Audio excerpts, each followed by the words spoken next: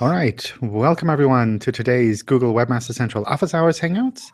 My name is John Mueller. I'm a Webmaster Trends Analyst here at Google in Switzerland, and part of what we do is talk with webmasters and publishers like the ones here in the Hangout today. As always, a bunch of questions were already submitted, and I'll try to run through some of those as well. But if any of you are new to these Hangouts and want to jump in with the first questions, feel free to start now.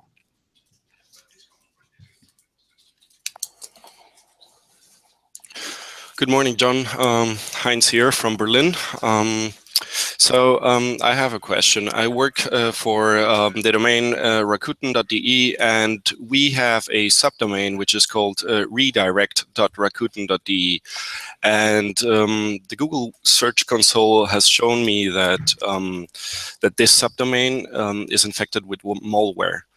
And to be honest with you, I don't know where that comes from, and I don't know how to handle the situation. And this situation has been for about 6 months now, and I really don't know how to change the situation. So maybe if you could give me some insights on how to handle this, or I don't know, redirecting that that subdomain or doing something different. I'm open to any proposal. Thank you.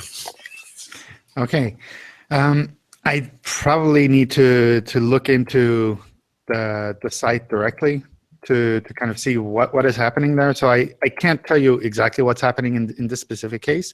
But in general, what's important is that you verify the site in Search Console so that you get a little bit more information, so that you can also do the kind of the reconsideration flow for malware type things. So usually what happens in Search Console is it takes a few days to update the data there, but you should see information about the individual URLs or some more specific information about the malware that we found there that we flagged.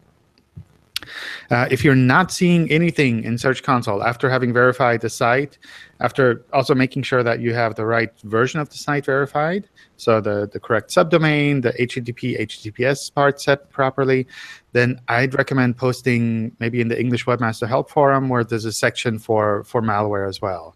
And there are a bunch of experts that are active there who kind of know their way around the systems on what to do, and that can also escalate that to us should they not be able to figure out what is actually happening there. All right, thank you. I have one too. All right, go for it. It's hard to hear you, but we'll see. Okay, is better now or still? Still a bit, but go ahead. Okay, I will try to make it simple. There is a single site, multiple domains. We kind of try to register everything possible: com, org, net, EU, FR, DA, co.uk. It's about 100 different domains. And I set all of them on the hosting account as part domains, all of them pointing to the main domain. So basically, it's just making sure that no one else is registering our domains, and each of them redirects to the main domain. Is that okay, or should I do something different? That seems fine to me. So what will happen there is we will index your main domain, the one you're redirecting to. Yeah, the com domain. But if people go directly to the other domain names, if they type them in, if they use a bookmarklet or whatever, then they go to your main domain. So that's perfectly fine. Okay, thank you.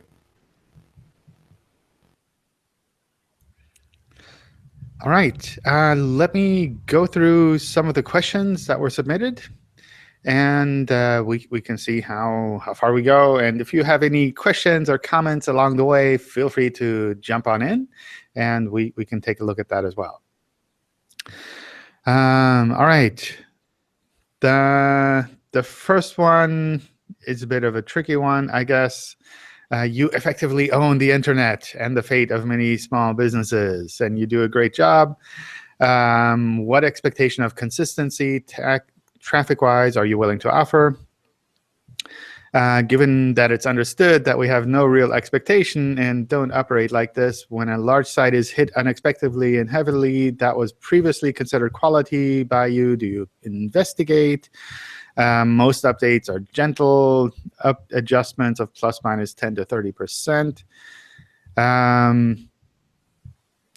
And I guess it goes on with like, what can we do if we think that our site is essentially losing traffic undeservedly?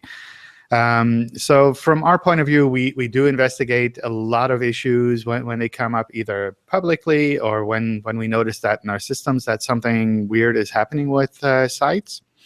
And when we run across technical issues that are essentially on a site themselves, we do try to contact that site. A lot of times we do that directly automated way through Search Console. Sometimes we even do that manually, where we reach out to the site's owner or to any contact that we can find at the site and say, hey, you have your rel canonical set up wrong. You have a no index on these pages suddenly. These all return 404s. So these are things that you need to fix. Otherwise, you will see strong changes in traffic. So that's kind of what we try to do on our side in that regard.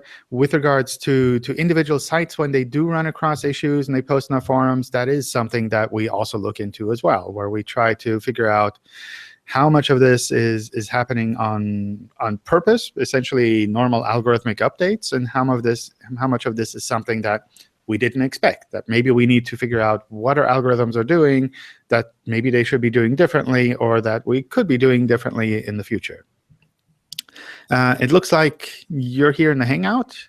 Do you want to jump in and kind of provide some more context? I can't hear you. I don't know if your microphone. Oh, man. Or maybe you can type into the chat.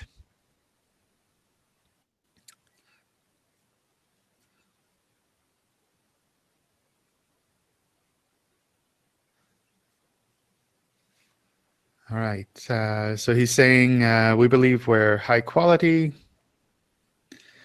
We've worked hard to stay that way for the last 16 years. We had this problem before.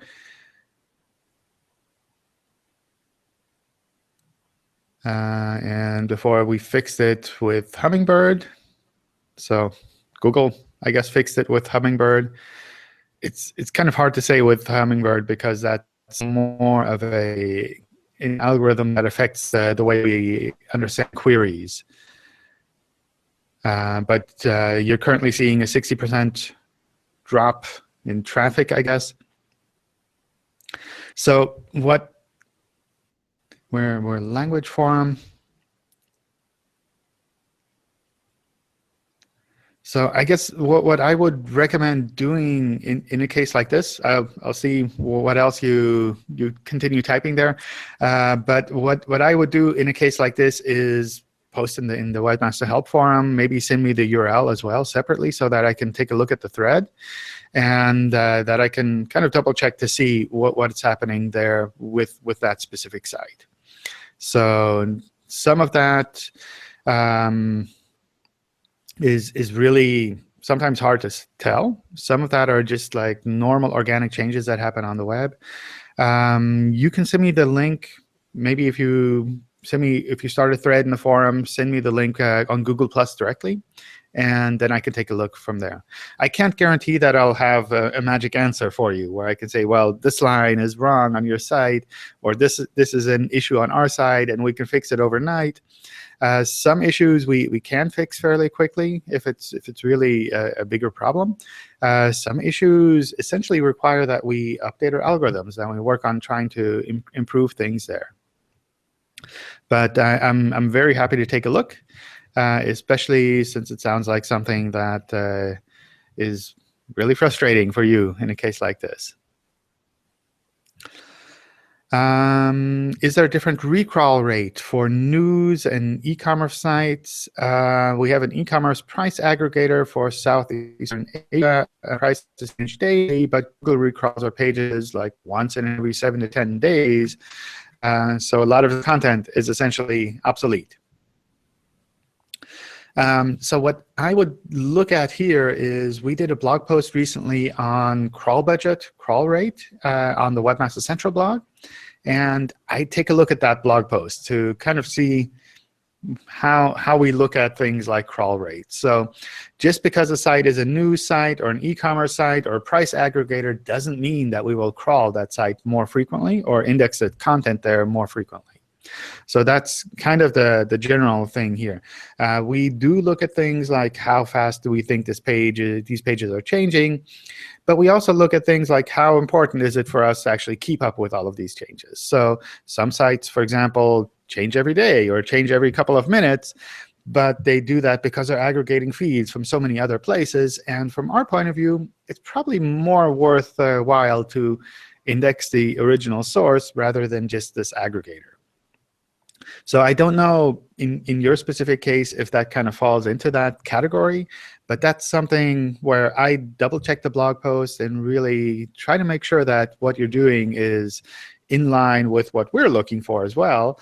And if not, maybe figure out a way to make it more in line, I guess, because these things are sometimes really hard to keep up. The other thing to mention here is that we don't crawl every page on a site in the same frequency. So some pages we crawl a lot more often because we recognize that there's information here that changes very frequently. So often that's, for example, the home page, maybe the main category pages. Maybe we'll crawl them every couple of hours or every couple of days at least. And other pages we crawl a lot less frequently. So those are things where we assume that this content will probably stay similar or in the same way for the longer time. So we don't have to recrawl it that frequently. And some of this is something that you can influence on your site through technical means as well. On the one hand, having a server that's really fast, that doesn't return server errors when we try to recrawl a little bit more. On the other hand, making sure that there are fewer URLs on your site that lead to the same content. Because the more URLs that lead to the same content, the more URLs we have to crawl before we find different content on your website. So especially in a case where you are generating a lot of URLs, which I assume is happening with a price comparison site like this, make sure that you're not additionally duplicating those URLs through weird URL parameters or upper lowercase or different paths that lead to the same content. So those are kind of the things I would watch out for there. That's all mentioned on the blog post as well. So if you check out that blog post, I'm sure you'll find some more information on things you could be doing. John, regarding that, so when you have like a lot of URLs, especially large e-commerce websites, they have a lot of filters, and their combination generates thousands, tens of thousands of URLs. In those cases, we usually prefer using rel canonical to kind of lead to the unfiltered category. Let's say that's a category of products, and you have a lot of filters, and every combination of filters leads to the unfiltered category. Is that a good practice? Would Google start crawling those filters less once it sees the canonical tags, or should we just no index or no follow them just to save crawl budget or things like that? So we would generally learn that those parameters are less important, and that's something you'll probably see in Search Console when you look at the URL parameter handling tool. And then we'll recrawl those URLs a little bit less frequently. But at least in the beginning, we have to crawl those URLs to see the rel canonical. So kind of as a first step, it won't stop crawling, but over time, it'll improve things.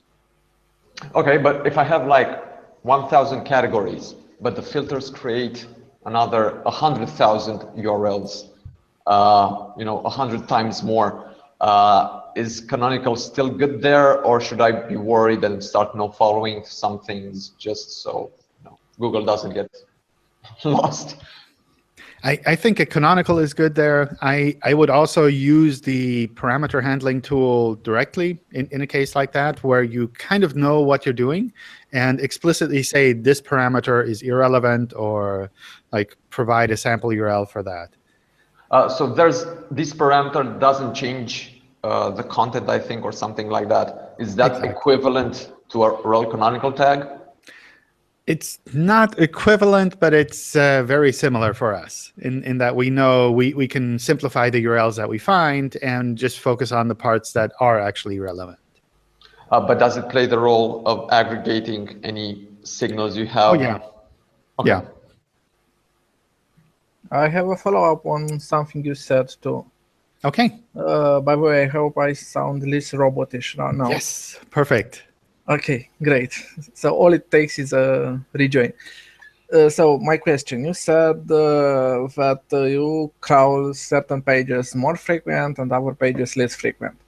Now I'm asking, you know, that in the sitemap you can set that thing where you say how often it changes. Does Google simply ignores that? That's what I know. It treats it as an indication, as a hint, but not as a directive, or it treats it as a directive. How it works. The change frequency, we ignore that completely. So we could as well just not add it in the sitemap. Exactly. Yes. But it matters if we add the last changed one. The That's last one you check, right? Exactly. The last modification date is Yeah. what we really focus on. The change frequency is something where if you set that, then we assume the last modification date will still be relevant anyway, so we will focus on the last modification date. Also, the priority is something that we ignore for web search completely. Okay, thank you. So you can make sitemap files a little bit easier. A lot much easier. Perfect. All right, let's see. Here's a question from Jochen. If a site is using tabs and accordions to share the space between multiple content elements, does this have a negative impact on indexing and ranking the content that's not instantly visible, so only visible after selecting another tab? Yes, at the moment, what happens here is we will kind of treat this content as being secondary, as being not a part of the primary content of a page. And you might see that effect in search. You might see that we don't use that as a part of a snippet, for example, those kind of things. In the future, when we shift to mobile-first indexing, we'll probably change our stance there in that we realize you can't fit everything on a mobile page. And sometimes you have to do these tricks to try to get that content onto those pages as well. And here we go. With regards to mobile-first indexing, what does Google mean by the site's content? Does it mean navigation and link structure also, or is it only the textual and the markup content? So for the most part, we do focus on the primary content on a page, which is kind of why people go to this page, which is mostly the textual content, the markup on the page, the visible kind of main section of the page. With regards to navigation and link structure, we do need that as well, though, because that's what gives us context of these pages within the website. We understand how these individual pages are connected. We can crawl through the website, through the navigation as well, through the internal linking structure. So that's definitely important for us, too. But essentially, those are kind of the two main aspects that we focus on. So the primary content is what we expect to be equivalent across the mobile and desktop version. And the rest, the navigation, is something that we expect to be kind of usable. It doesn't have to be the same. Usually, it's a very different layout, very different design elements, because users interact with the page very differently on a smartphone than compared to maybe a laptop or a desktop computer. But the primary content, kind of the reason why people go there, that's something we expect to be the same. Similar, if you're making AMP pages for some of these, we do expect the primary content to be the same. So not that you click on the AMP page and it has a teaser paragraph and a button on there saying, click here to see the actual content, or click here to see the video. That's where we expect the primary content to be equivalent across these versions. In the nonprofit charity space, there are many organizations that operate in a federation model in different countries under the same brand name. So Red Cross, UNICEF, etc. And they offer similar content. In the search results, often organizations from other, often larger countries will show up and rank better than the local country organization. causing increased traffic to the non-local organization. This can be problematic for fundraising activities, especially when it comes to donation tax, since it's only valid from the local country organization. Aside from general ranking improvement steps, hreflang and being associated with the country in Search Console, is there something specific that can help improve the local organization over the foreign one? So this is not something where we're making any kind of exceptional handling for these kind of sites, where we try to figure out, oh, this is a charity organization, therefore we will do all of our geo-targeting completely differently than we would otherwise. But essentially, all of our normal kind of ranking factors apply to these sites as well. So the best thing here that you can really do is work to try to find a way to implement hreflang across these sites so that we understand which one of these is relevant in which country, and that we can show them appropriately in the search results. So that's something that's obviously a bit tricky, because these sites tend to, at least as far as I know, they tend to work together, but it's not that they're one organization. So they can't easily say, we will add an hreflang to a company that's not really us, but they're doing the same thing, and we want to kind of be good friends on the internet. Sometimes that's tricky, but essentially that's probably the best solution here. If sites that are active in a space like this, that they work together, and that they realize that by working together, they can make sure that the right version of the organization shows up in the right place. And that ultimately kind of helps all of the sites that are active in that federation or in that group of charities. But that's something where I realize that's sometimes tricky, and sometimes if we get the rankings wrong for queries like this, that's something I would definitely give us feedback on. So on the bottom of the search results, you can give us feedback with regards to queries that you think should have been better. You can also send us feedback directly, and we'll look at that as well and see, do we need to make any kind of ranking adjustments anyway, and say, well, maybe these sites shouldn't be treated like all other kind of international websites, and we should find a better way to handle them on our side. So if you're seeing specific queries where this is really looking bad, then I definitely let us know. And even if you realize that you could help out a bit with hreflang, but from a practical point of view, it's just not possible to implement that, then that's something you can definitely let us know about. I converted 90% of my site to have AMP pages, but there's a question I can't find an answer to: how to address rich snippets, so the aggregate rating schema on AMP product and article pages. I'm anxious because I'm showing aggregate rating scores and the star rating on my AMP pages, but on these AMP pages, a user can't actually rate the content because AMP doesn't support that specific functionality via JavaScript. That's a fantastic question. That's not something I've run across before, so I don't have a perfect answer for you here. One thing you could do if you wanted to kind of take that step is to use the AMP iframe element to provide this kind of a widget on those AMP pages anyway, so that people can rate that.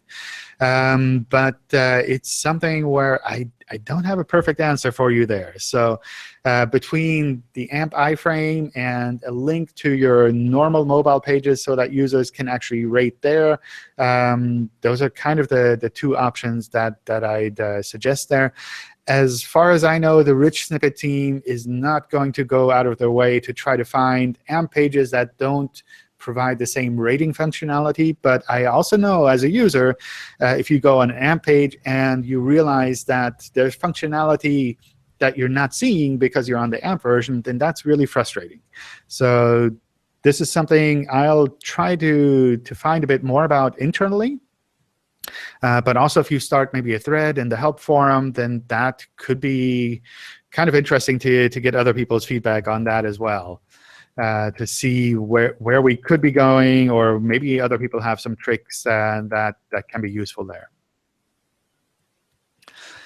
I'm looking at images that Google.com, and the filters that are present after entering a search, how those filters populated by search volume or image alt tags.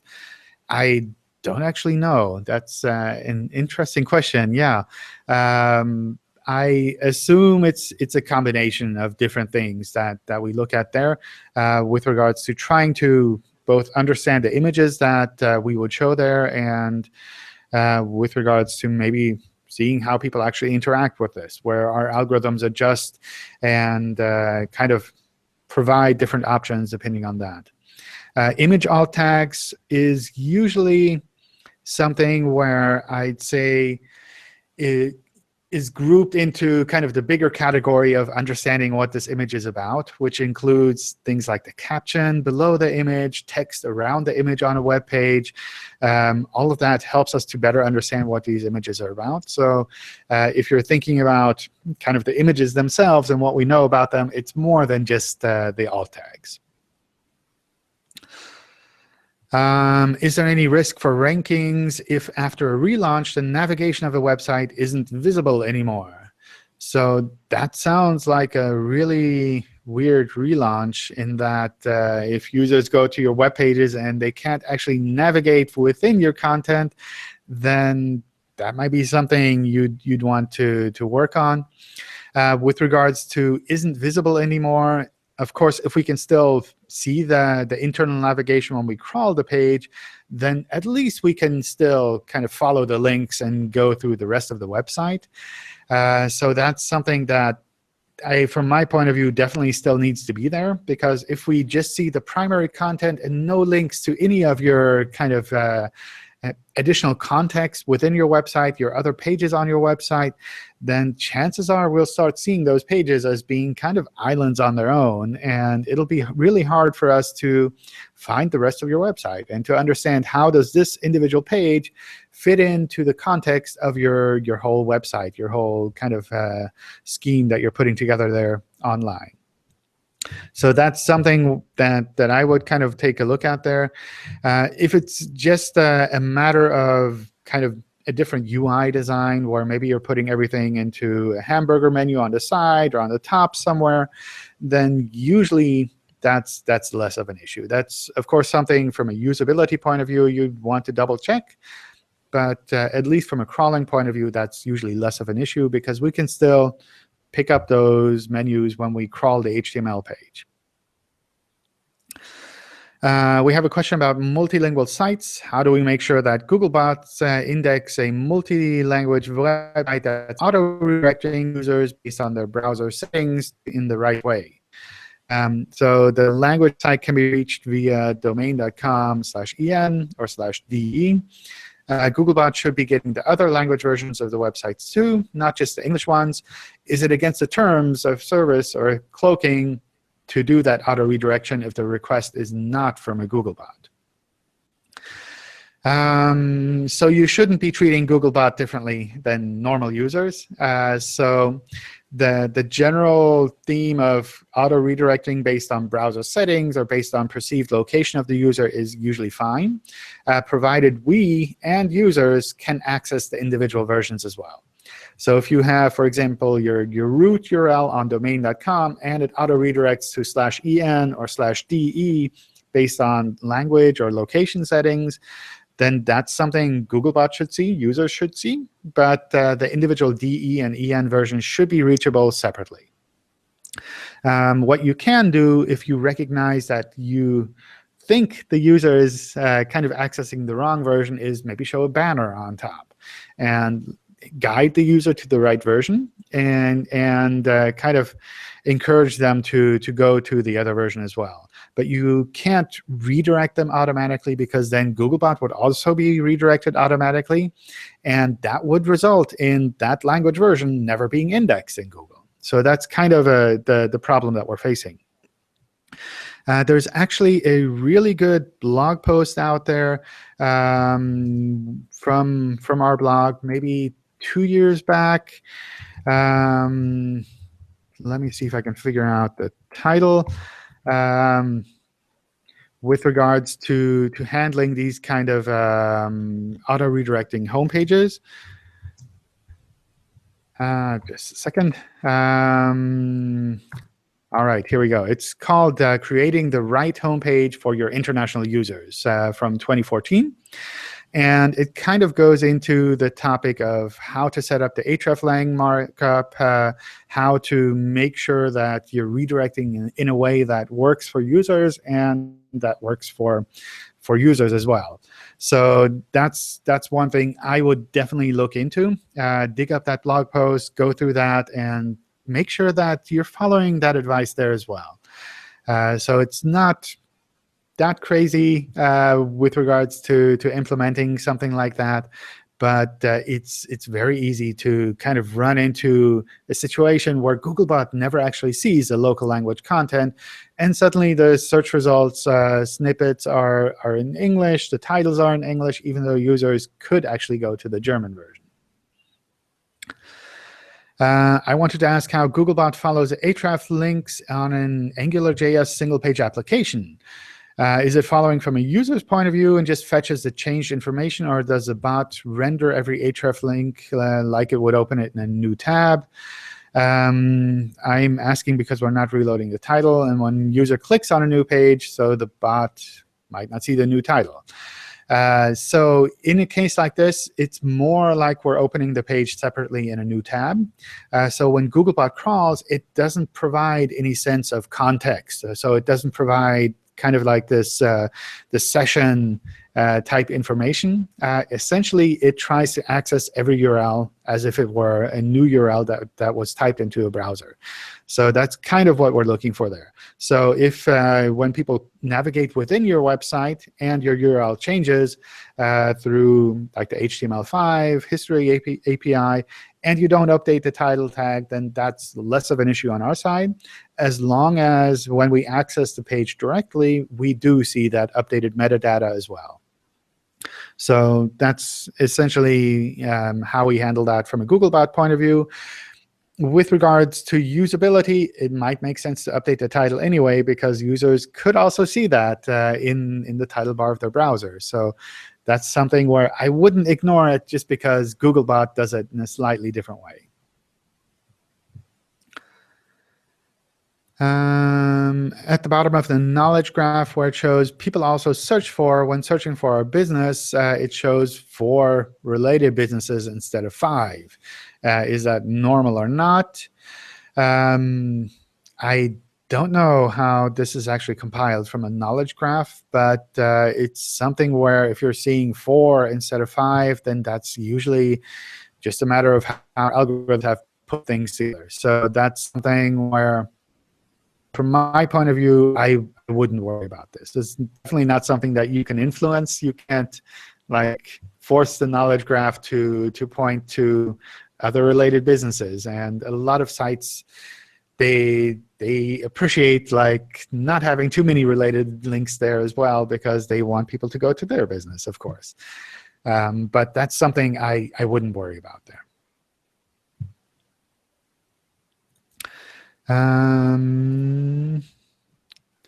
Let's see. I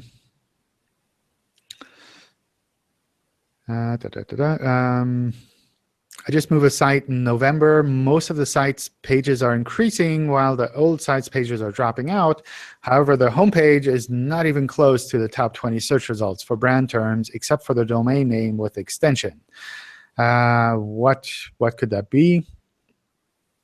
That's really hard to say, because there could be lots of different things that kind of come into play there with regards to why a homepage might be ranking or might not be ranking. What I would do in a case like that is maybe post in the Webmaster Help Forum and get some advice from other people, or some input from other people at least, with regards to what might be happening, what might not be happening there. Let's see. Can abandoned domains with penalties harm the SEO of a new website when those old domains are used to build a new website? Is there any way to check whether an old domain had received a penalty? I have a 3-month-old website. It got listed more than 30 queries really fast and started declining in search queries. According to Search Console, currently it only gets listed for 8 queries. Could this be due to a penalty received previously by this domain, or do I have to give it more time? So penalties, we call them manual actions. If there's one affecting your domain from before, then you would see that in Search Console. You would see that in the manual action section in Search Console. If there's nothing listed in the manual action section, then there's nothing manually affecting your website from a search point of view, so from our side. That doesn't mean that there's nothing otherwise affecting your website from before. So especially if you're using a domain name that was used before and has a really long and shady history, then that's something that you're kind of building on. And that's something where your website will essentially kind of have to live with that history. And that's something you might need to work on. So in particular, if you realize that the domain name that you picked has a lot of really problematic, unnatural backlinks, in that the previous owner was doing really crazy link schemes, then that's something that our algorithms might be picking up as well and saying, well, we don't really know how to deal with the links that are pointing to this website. We don't really know if the new links pointing to this website are similarly sneaky, and we kind of need to ignore those as well. So that's something you might want to clean up. But that's really hard to say without knowing more.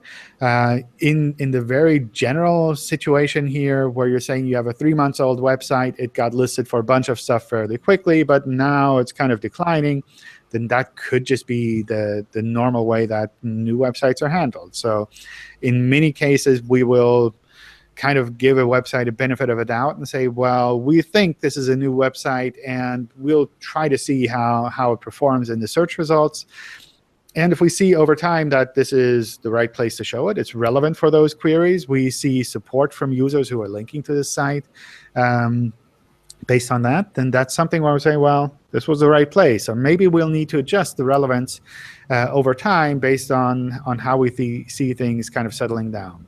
So this kind of change where you have a new website and you see fluctuations in the first couple of months, that's essentially very normal. So that's something where I wouldn't say it's always a sign of something bad that has happened to a website before. But if you're worried about this, I would definitely check out the history of the domain name to make sure that you're kind of covering all of your bases there.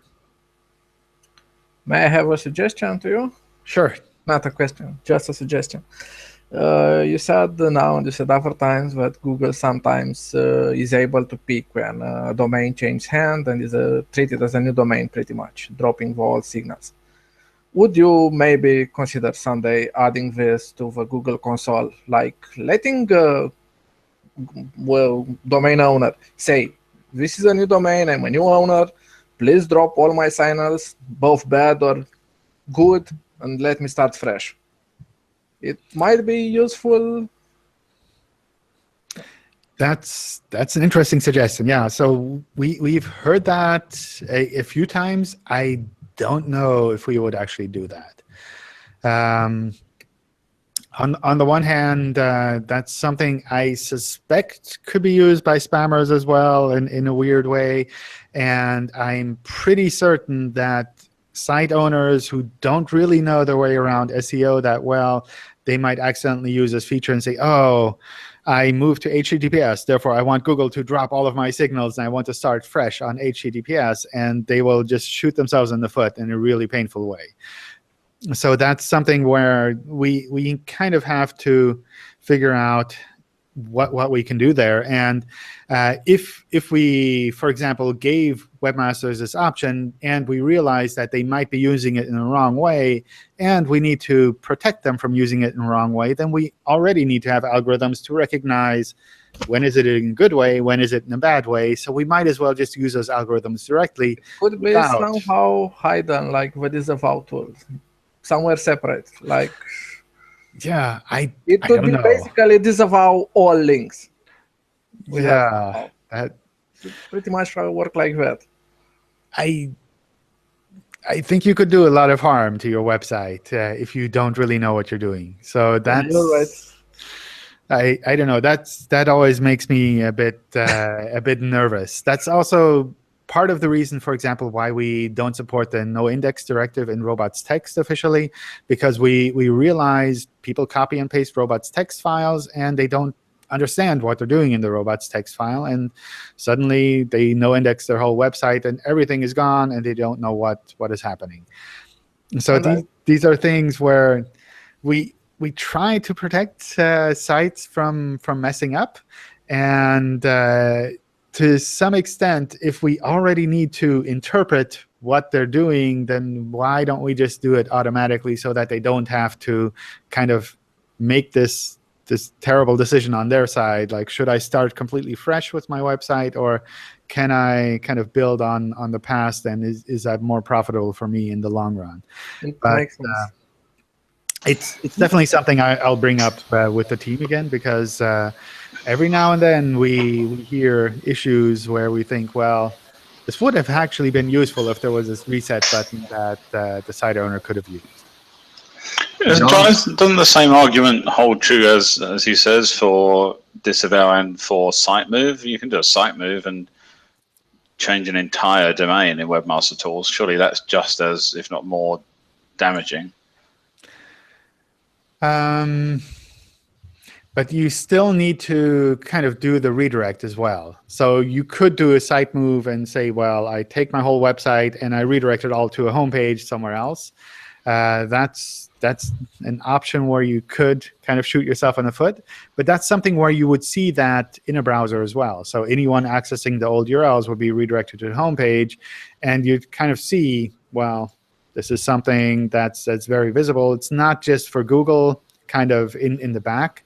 It's something that all users would see as well. But it's an interesting thing to kind of discuss with the team. He almost talks about it. Kind of goes to Google's power or authority outside of kind of SEO, because you basically ruined a property. You've made it a Chernobyl basically forever, where you can't, no one can ever go back to it.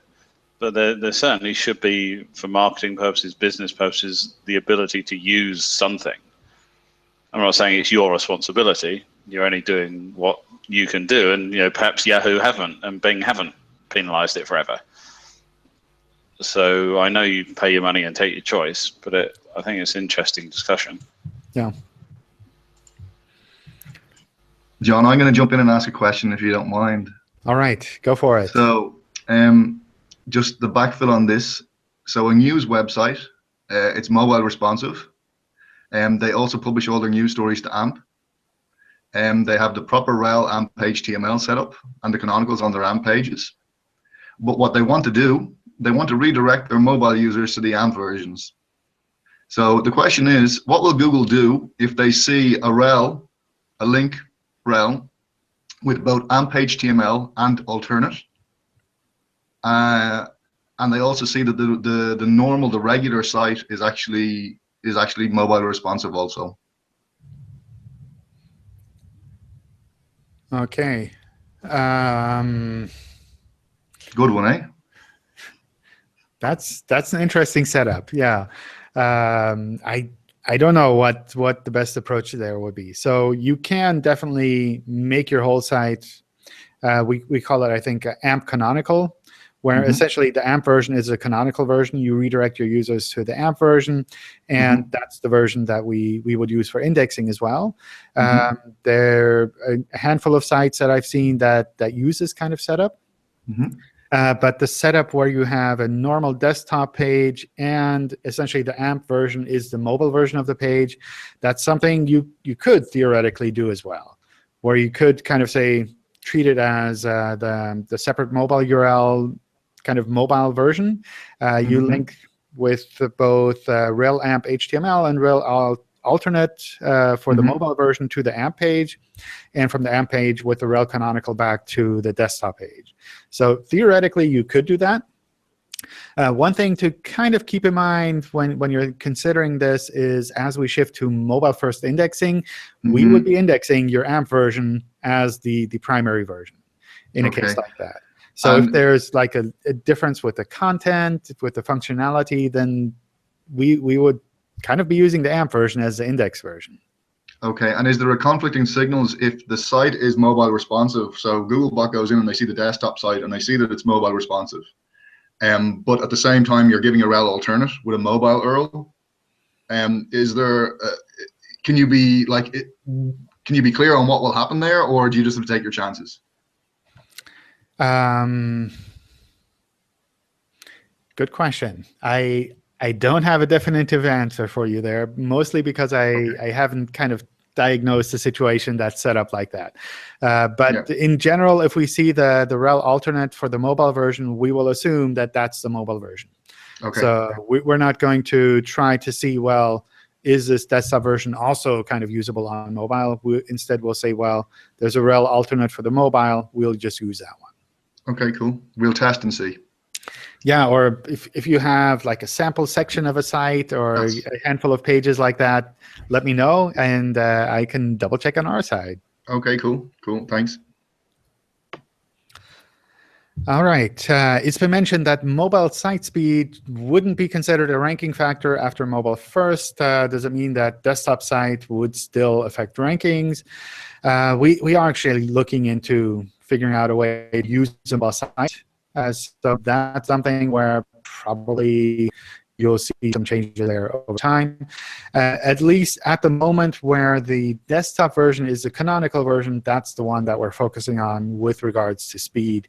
But that can change with the mobile first index. So kind of as suggested with the question here, I think that's something where you should be focusing on speed regardless of whether or not Google uses that as a ranking factor, because the speed of a website, especially on mobile, has a really strong influence on how people actually engage with that website, how they convert.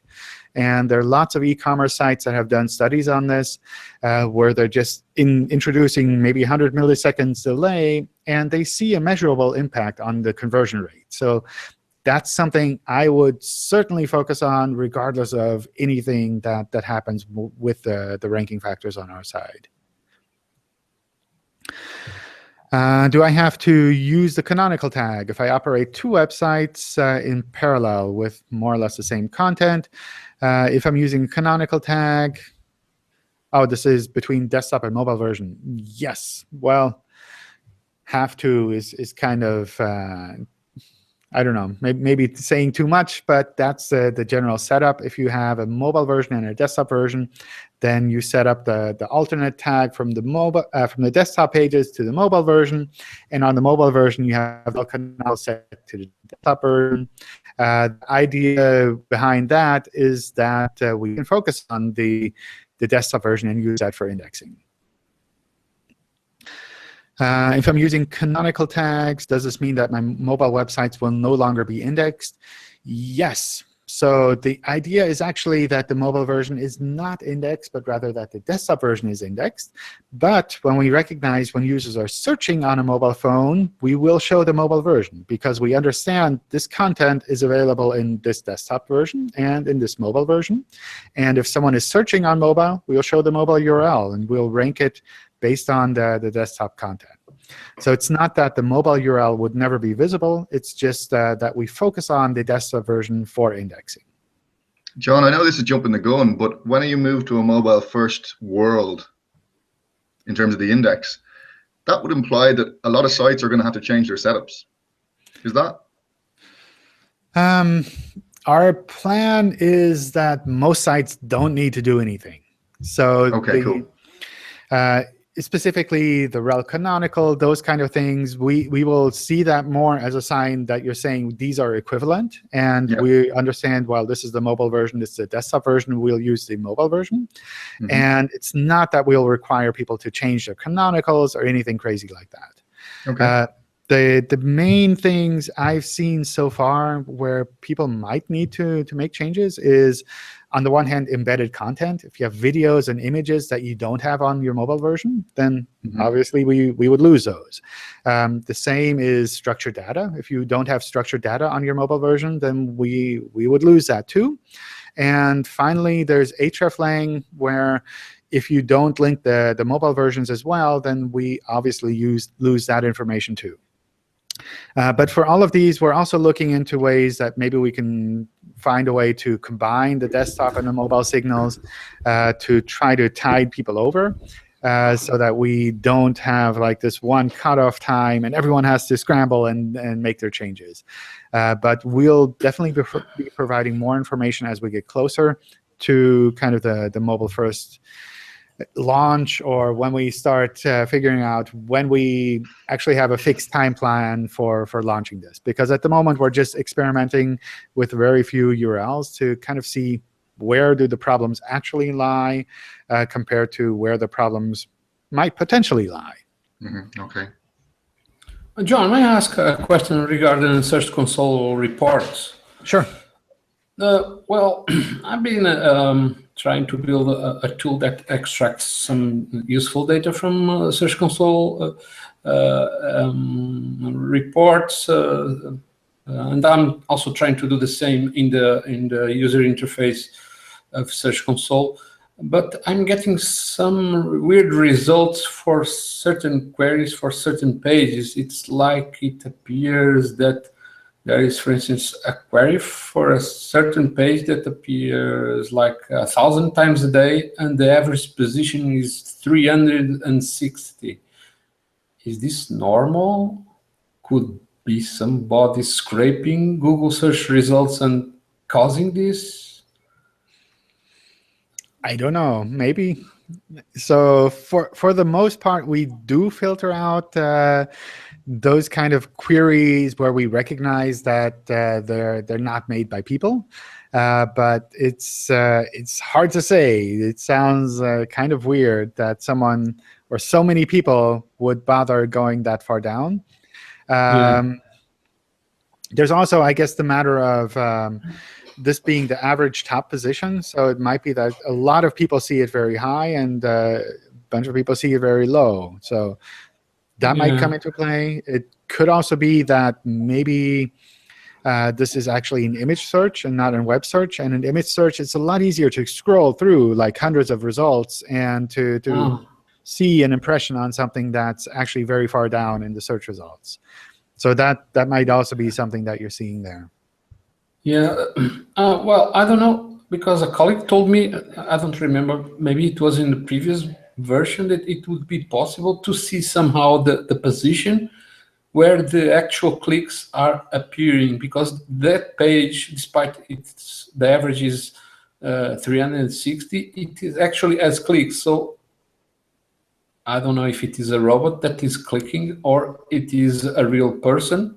I don't know if Google is able to filter all those robot things, but for the actual clicks, is it possible somehow, at least in the current version of the Search Console user interface, to somehow get the position? I never seen that, but my colleague swears it used to appear there.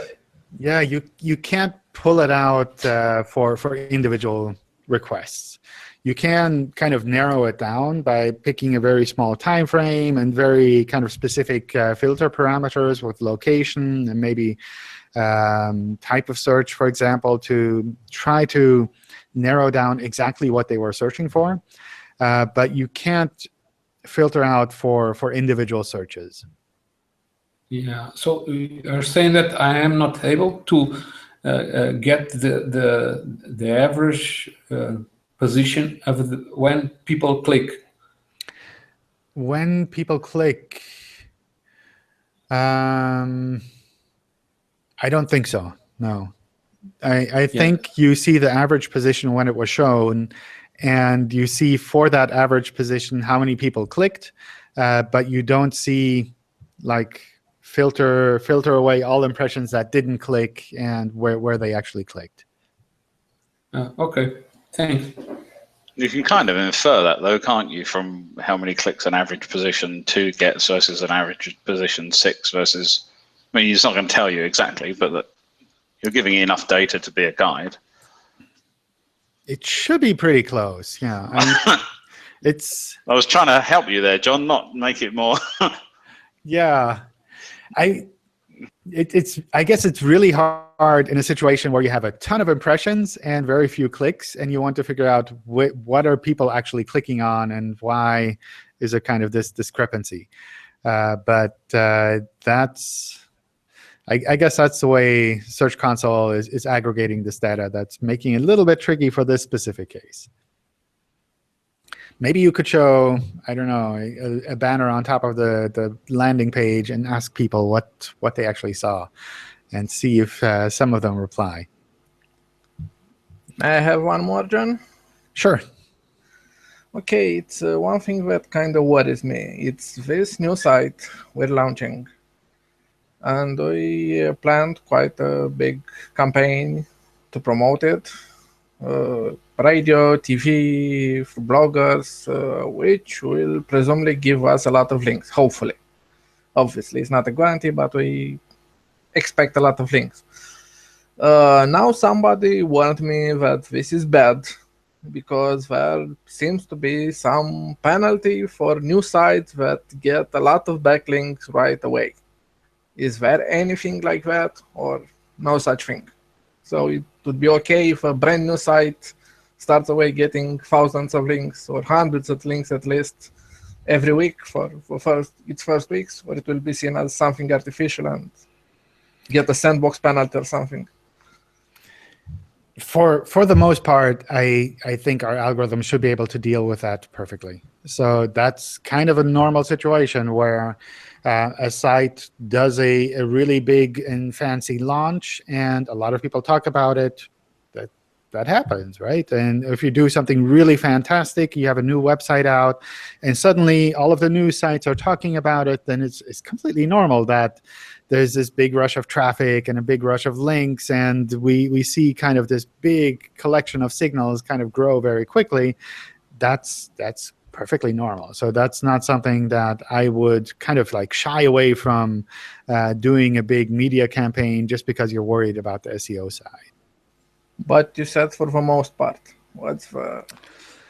I mean, this is also something that we sometimes see spammy or hacked sites do. So our algorithms do have to try to figure out, is this a spammy site? Is this a hacked site that suddenly all of these links are from other hacked sites, and we have to kind of watch out for that? But for the most part, that's not the case. And so presuming the links are quality links, not spammy links, it will be fine. If sounds perfect, high percent of them are bad, then you will see, wow, this is artificial, we will penalize you. But if links are okay from variety of sources, from good sites, high popular sites, there should be no problem.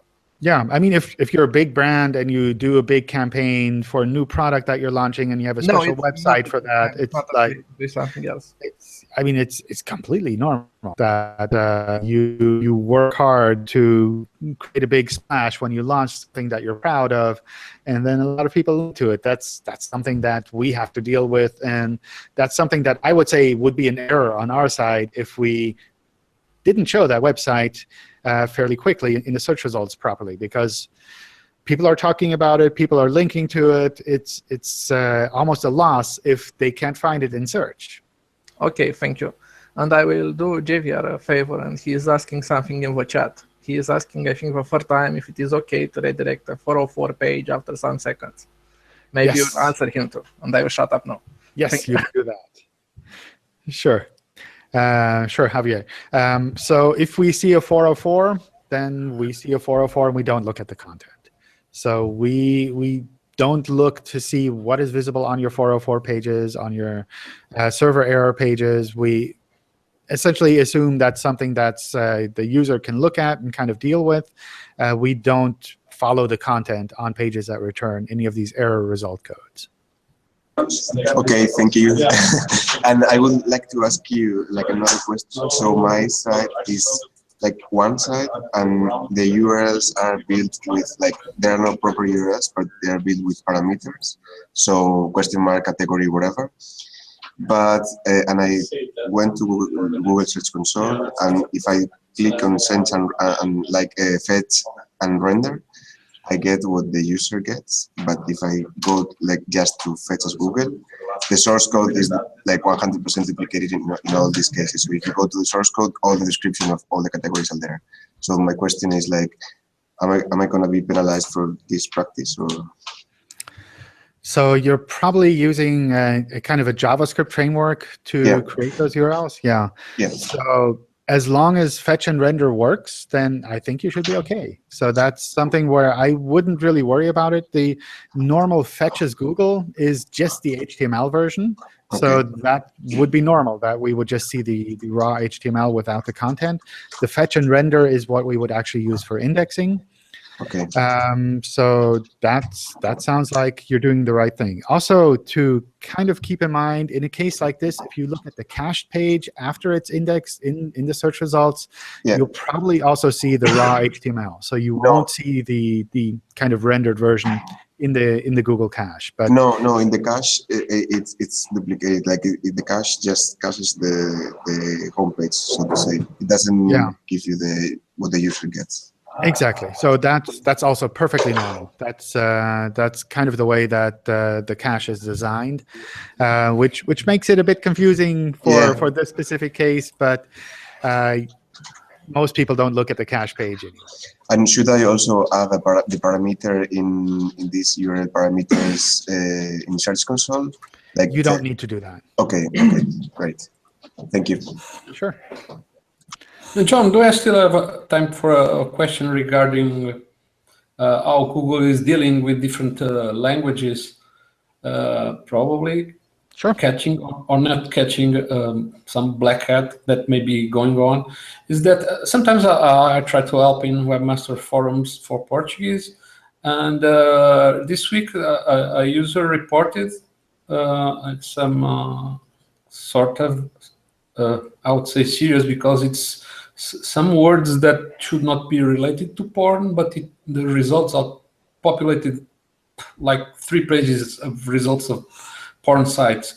And the actual words are like father and daughter.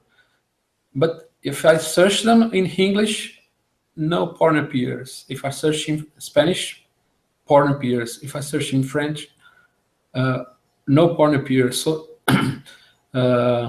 is there a reason for this? Is maybe Google's not dealing with the languages correctly yet?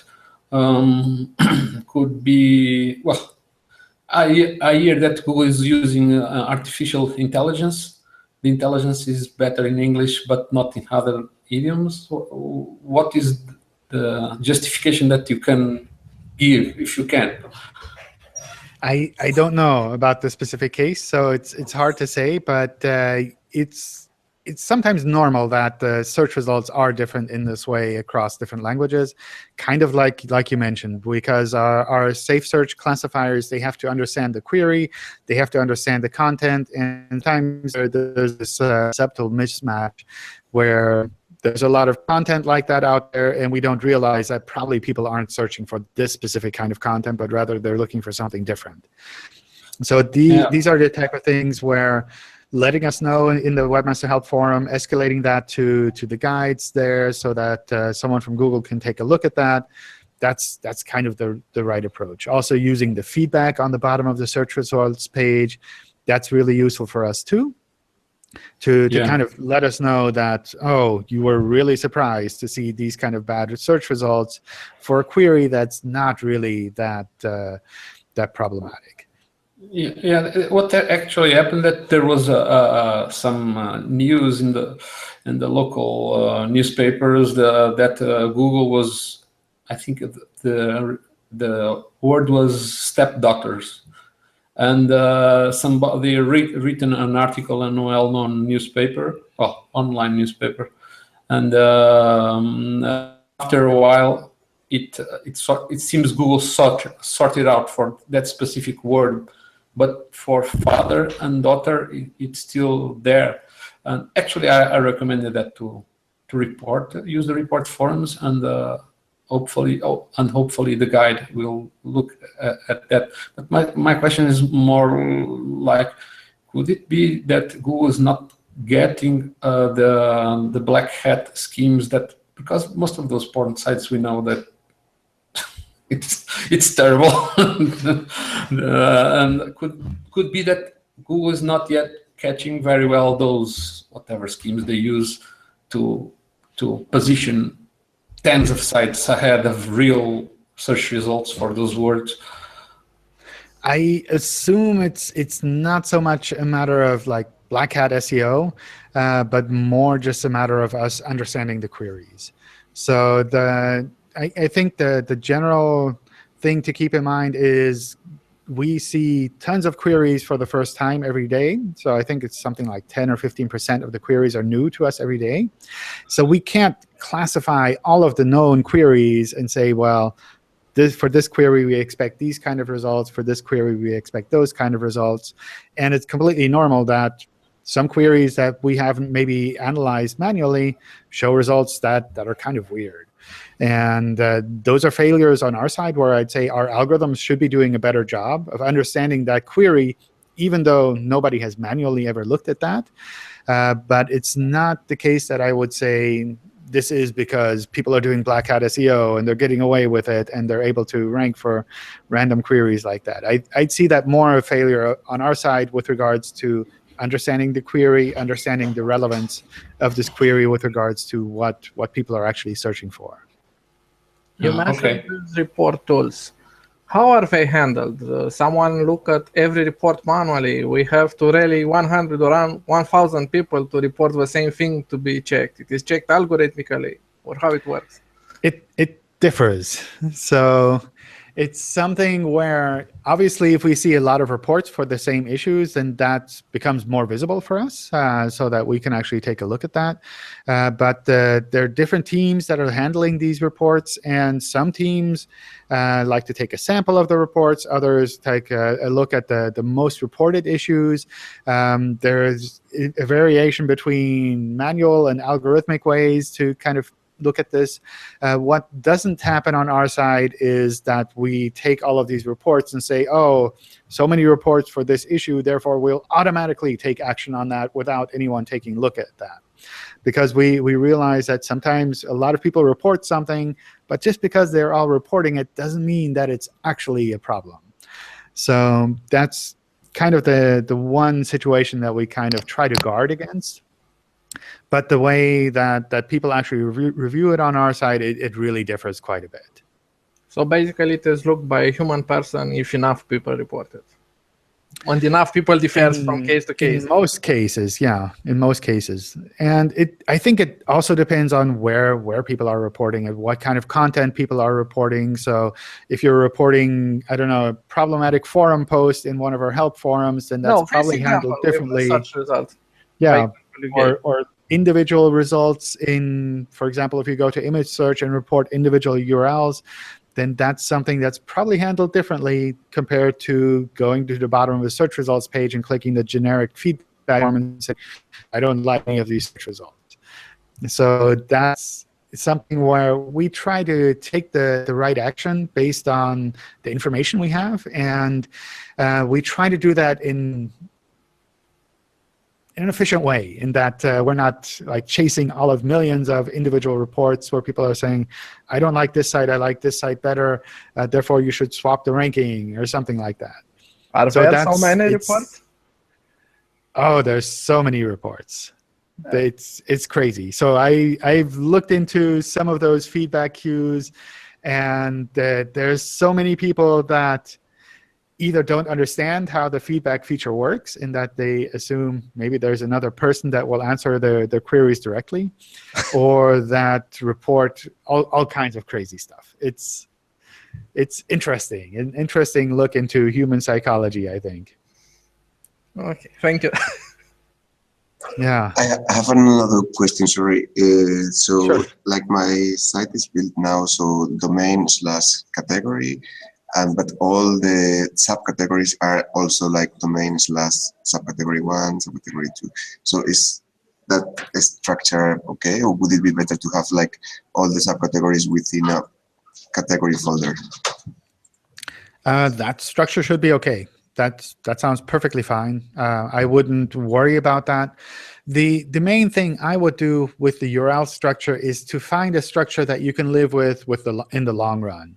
So find something that you know will definitely work for the next 5 years, maybe the next 10 years, that you can build on from there.